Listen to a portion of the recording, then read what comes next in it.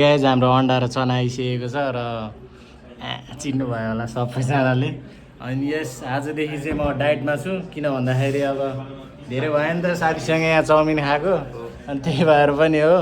अनि ल स्टार्ट गरौँ न त। तपाईँ ल ऊ पनि चाउमिन के अरे चाउमिन लभर, आज चाहिँ अन्डा र चना खाइदिनु पर्छ।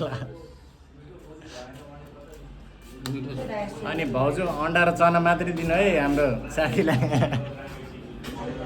खोइ त अन्डा उठाउनु न। ठिक छ उठाउनु एउटा क्वार्टर। चेस चेस खानु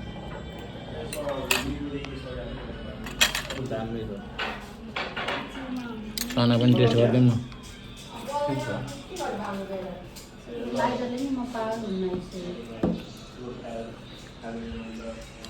कस्तो दामी दामी एकदम बवाल।